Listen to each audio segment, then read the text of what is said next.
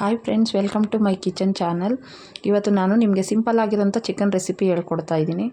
ಎಷ್ಟು ಸುಲಭವಾಗಿ ಅಂದರೆ ಒಂದು 5ರಿಂದ 10 ನಿಮಿಷದೊಳಗೆ ನಮಗೆ ಬೇಕಾಗಿರೋಂಥ ರುಚಿಯಾಗಿರೋಂಥ ಚಿಕನ್ ನಾವು ರೆಡಿ ಮಾಡ್ಕೋಬೋದು. ಅದಕ್ಕೆ ಬೇಕಾಗಿರೋಂಥ ಪದಾರ್ಥಗಳು ಏನಪ್ಪ ಅಂದರೆ 10ರಿಂದ 15ವರೆಗೂ ಒಣಮೆಣಸಿನಕಾಯಿ, 1 ಟೇಬಲ್ ಸ್ಪೂನ್ ಮೆಣಸು, ಕಾಳು ಮೆಣಸು, ಬೆಳ್ಳುಳ್ಳಿ 1 ದಪ್ಪ ಗೆಡ್ಡೆ, 1 ಹಿಡಿ ಕೊತ್ತಂಬರಿ ಸೊಪ್ಪು, ರುಚಿಗೆ ತಕ್ಕಷ್ಟು ಉಪ್ಪು ಎಲ್ಲನೂ ಸೇರಿಸಿ ಮಿಕ್ಸ್ ಗ್ರೈಂಡರ್ ಮಾಡಿ ಇಟ್ಕೊಂಡಿದ್ದೀನಿ. ನಾನು 4ರಿಂದ 5 ಸ್ಪೂನ್ ಎಣ್ಣೆ ಹಾಕಿ ಬಿಸಿ ಆದಮೇಲೆ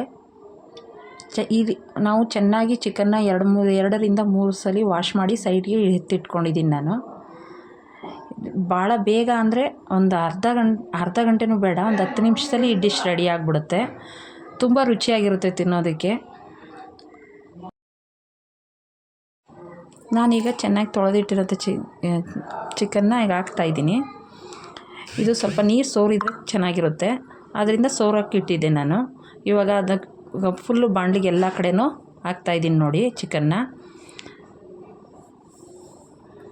ಸ್ವಲ್ಪ ಮೇಲೆ ಒಂದು ಅರ್ಧ ಚಮಚದಷ್ಟು ಮಾತ್ರ ಕಲ್ಲುಪ್ಪು ಹಾಕ್ತಾಯಿದ್ವಿ. ಏನಕ್ಕಪ್ಪ ಅಂದರೆ ಸ್ವಲ್ಪ ಚಿಕನ್ ಹಿಡೀಲಿ ಅಂತ. ಮಸಾಲೆಗೆ ಸ್ವಲ್ಪ ಹಾಕ್ಕೊಂಡಿದ್ದೀವಿ, ಆದ್ದರಿಂದ ಇಲ್ಲಿಗೆ ಸ್ವಲ್ಪ ಮಾತ್ರ ಹಾಕ್ತಾಯಿದ್ದೀನಿ ಕಲ್ಲುಪ್ಪು. ನಾನು ಉಪ್ಪು ಹಾಕಿದ ಮೇಲೆ ಸ್ವಲ್ಪ ಹೊತ್ತು ಒಂದು 10 ಮಿನಿಟ್ಸ್ ಅದನ್ನು ಮುಚ್ತಾ ಇದ್ದೀನಿ. ನಿಧಾನಕ್ಕೆ ಸಿಮ್ಮಲ್ಲಿ ಅದು ಬೇಯ್ತಾ ಇರಬೇಕು. ಉಪ್ಪು ಏಕೆಂದರೆ ಚಿಕನ್ ಮತ್ತು ಉಪ್ಪು ಹಿಡಿದು ನಿಧಾನಕ್ಕೆ ಸಣ್ಣೂರಿಲಿ ಅದು ಬೇಯ್ತಾ ಇದ್ದರೆ ಚಿಕನ್ನು ಮಸಾಲೆ ಆಗಲಿ ಉಪ್ಪಾಗಲಿ ಚೆನ್ನಾಗಿ ಎಳ್ಕೊಳ್ಳುತ್ತೆ, ಅಬ್ಸರ್ವ್ ಮಾಡುತ್ತೆ ಅದು ಚೆನ್ನಾಗಿ. ಅದಕ್ಕೋಸ್ಕರ ಹೀಗೆ ಮುಚ್ಚಿಟ್ಟಿದ್ದೀನಿ ಒಂದು 10 ಮಿನಿಟ್ಸ್ ಆಗೋವರೆಗೂ. ಇವಾಗ ನೋಡಿ ಚಿಕನ್ ನಿಧಾನಕ್ಕೆ ಚೆನ್ನಾಗಿ ಬೆಂದಿದೆ.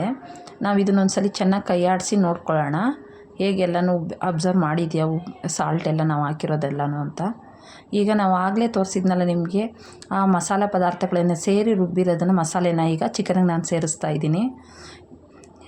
ಎಲ್ಲ ನೀಟಾಗಿ ಇದನ್ನು ಕ್ಲೀನಾಗಿ ಈಗ ಒಂದು ಕಡೆಯಿಂದ ಚಿಕನ್ಗೆಲ್ಲ ಮಸಾಲೆನ ಸೇರಿಸ್ತಾ ಇದ್ದೀನಿ.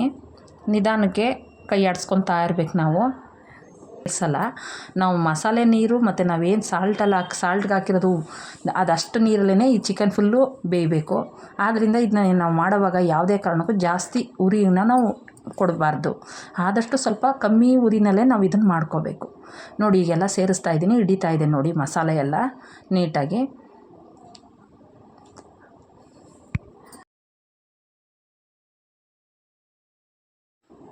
ಇವಾಗೆಲ್ಲ ಮಸಾಲೆ ಎಲ್ಲ ಸೇರಿಸಿದ್ಮೇಲೆ ನಾವು ಇನ್ನೊಂದು ಸಲ ಕೈ ಆಡಿಸಿ ಮುಚ್ತಾ ಇದ್ದೀವಿ ನೋಡಿ.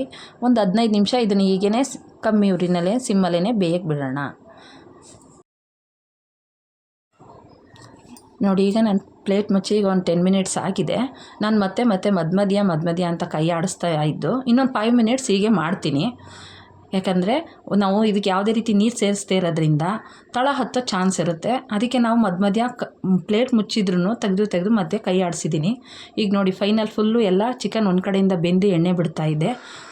ಈಗ ಇದು ಚಿಕನ್ ಎಣ್ಣೆ ಬಿಟ್ಟಿದೆ ಅಂತ ಅಂದಮೇಲೆ ಇದು ಬೆಂದಿದೆ ಅಂತ ಅರ್ಥ. ಅದಕ್ಕೆ ನೋಡಿ ಈಗ ಫುಲ್ ನಮ್ಮ ಡಿಶ್ ರೆಡಿ ಇದೆ. ಈಗ ಪ್ಲೇಟಿಗೆ ಸರ್ವ್ ಮಾಡ್ತಾಯಿದ್ದೀನಿ. ನೋಡಿ ಈಗ ನಮ್ಮ ಡಿಶ್ ಫುಲ್ ರೆಡಿ ಇದೆ. ಎಷ್ಟು ಚೆನ್ನಾಗಿ ಚಿಕನು ಉಪ್ಪು ಖಾರ ಮಸಾಲೆ ಎಲ್ಲ ಚೆನ್ನಾಗಿ ಹಿಡ್ದಿದೆ. ಇವಾಗ ನಾನು ನಿಮಗೇ ತೋರಿಸ್ತಾ ಇದ್ದೀನಿ ನೋಡಿ. ಈ ವಿಡಿಯೋ ನಿಮ್ಗೆ ಇಷ್ಟ ಆಗಿದರೆ ನಮ್ಮ ಚಾನಲ್ನ ಸಬ್ಸ್ಕ್ರೈಬ್ ಮಾಡ್ಕೊಳ್ಳಿ. ಇನ್ನೂ ಹೆಚ್ಚಿನ ವೀಡಿಯೋಗಳನ್ನ ನಿಮಗೋಸ್ಕರ ಅಪ್ಲೋಡ್ ಮಾಡ್ತೀನಿ. Thanks for watching.